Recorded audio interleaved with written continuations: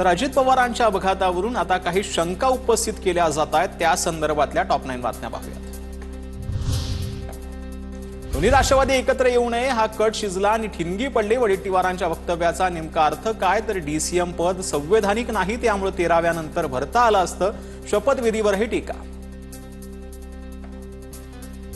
वडेट्टीवारांकडे पुरावे असतील तर त्यांनी सादर करावे। या प्रकरणी चौकशी करण्याचं काम सुरू। चौकशी दूध का दूध पाणी का पाणी होईल, नवनाथ बन यांची प्रतिक्रिया।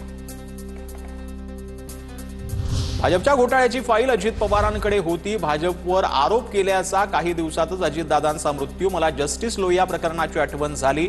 संजय राऊतांकडून लोकसभेमध्ये अपघाताच्या चौकशीची मागणी। जस्टिस लोहियांचा मृत्यू हृदयविकारानं, नवनाथ बन आणि वकील उज्ज्वल निकम यांचं उत्तर।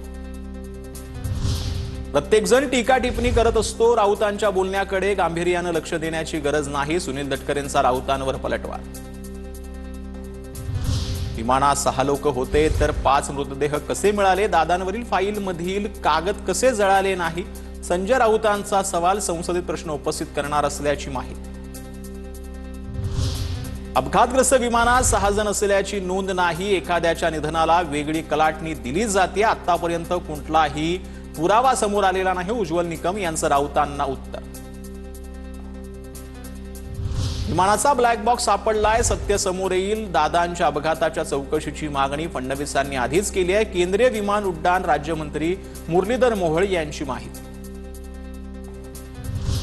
स्वर्गीय अजित पवार यांचे 6 अस्थि कलश अमरावतीत दाखल करण्यात आलेले आहेत। अजित पवार यांच्या अस्थि कलशाच्या दर्शनासाठी अमरावतीकरांनी गर्दी केलेली होती।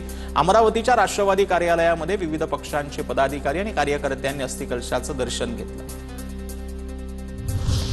दादांच्या आत्म्याला क्लेश होईल, त्यांच्या विचारांना ठेच पोहोचेल आणि त्यांचा स्पष्ट आणि परखड स्वभावाला साधेसं वाटणार नाही, असं तुर्तास तरी कुणीही बोलण्याचं अधिक योग्य ठरेल असं यावेळेला रोहित पवार यांनी म्हटलंय। भविष्यात यथावकाश चर्चा करायला काही अडचण नाही, त्यासाठीची योग्य वेळ आज नाही, रोहित पवार यांनी हे ट्विट केलं।